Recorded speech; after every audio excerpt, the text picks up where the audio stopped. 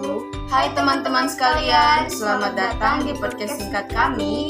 Bersama saya Almayani Said dengan NIM H0322036 dan saya Nurul Hijrah dengan NIM H03222027 dari Fakultas Keguruan dan Ilmu Pendidikan Prodi Pendidikan Biologi.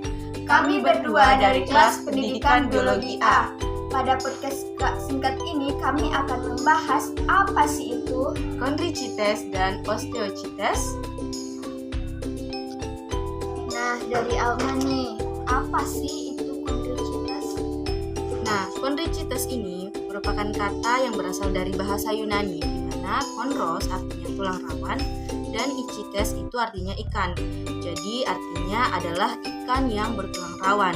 Dan juga kondricites ini merupakan vertebrata rendah, di mana tulang rawan ini sebagai ciri sekundernya.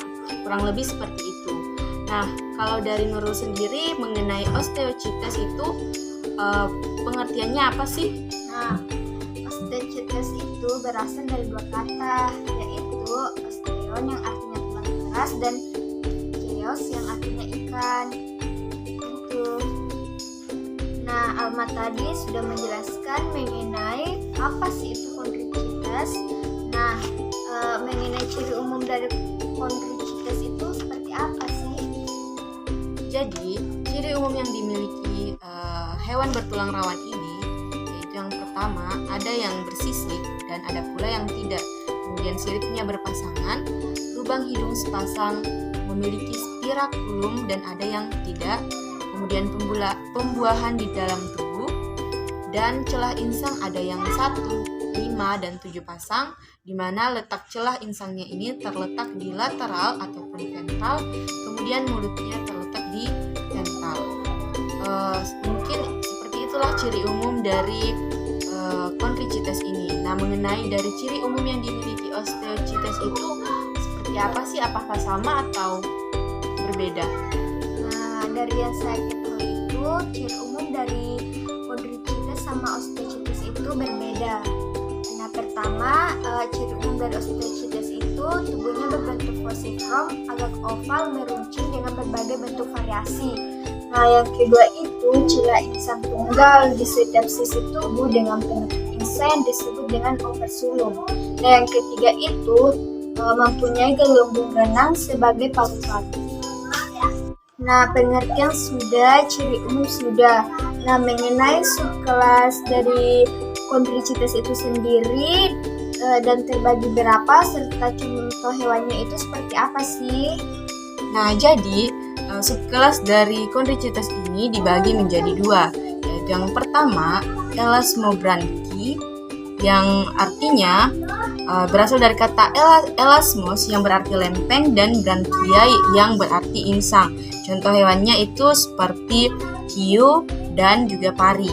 Kemudian subkelas yang kedua yaitu holocephali, di mana holocephali ini berasal dari kata holos yang berarti utuh dan cephali yang berarti kepala. Contoh hewannya itu seperti ikan tikus dan juga ikan seperti ikan hantu. Nah, subkelas dari kondrocites itu terbagi menjadi dua subkelas. Kemudian mengenai subkelas dari osteochites itu terbagi menjadi berapa subkelas dan contoh hewannya seperti apa sih? Nah, subkelas dari osteochites itu sendiri terbagi menjadi dua macam. Yang pertama itu sarcopterygi, yang artinya sarcopterygi berasal dari kata sarkos yang berarti berdaging, dan petrix yang berarti sayap. Nah, contoh hewannya itu ikan salmon. Nah, yang kedua itu subkelasnya actinopterygi yang berasal dari kata actis yang berarti menjadi dan petris yang berarti sayap. Nah, contoh hewannya itu ikan tetrapod yang merupakan nenek moyang dari amfibi yang berasal dari vertebrata.